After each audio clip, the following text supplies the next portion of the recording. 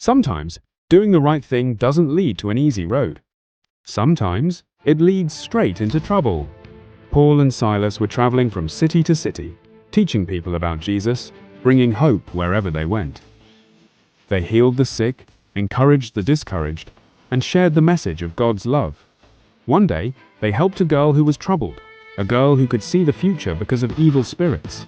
She was desperate for freedom. Paul and Silas helped her, and that made the people who were profiting from her fortune very angry. Lies were told, false accusations spread quickly, crowds turned against them, and before they even realized it, Paul and Silas were dragged before the authorities, beaten, and thrown into prison. Their backs were raw, their feet were locked in heavy chains. The prison was dark, cold, and unfair. It smelled of fear and hopelessness. They could have complained. They could have begged for mercy. They could have asked, "God, why us?" They could have given up, but they didn't. Instead, in the middle of their pain, in the depth of the night, something extraordinary happened. At midnight, when most people were asleep, Paul and Silas began to pray. They didn't just pray quietly, they lifted their voices in songs of praise. Chains rattled with every note. The other prisoners listened. The darkness couldn't swallow their joy.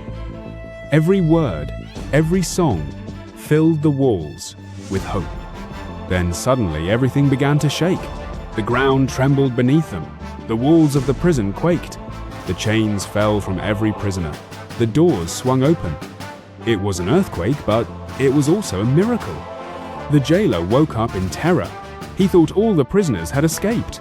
In those days, that meant certain death for him. Trembling, he raised his sword, but Paul shouted, "Don't harm yourself! We are all here!" The jailer fell to his knees, astonished. "What must I do to be saved?" he asked. And that very night, he and his entire household believed in God. He washed the wounds of Paul and Silas, and joy replaced fear in a place that had once been filled with pain. Here's the lesson for us today. Paul and Silas didn't wait for their chains to break before they praised God. They praised Him while still in chains. Their faith and worship didn't just change their own situation, it changed lives around them.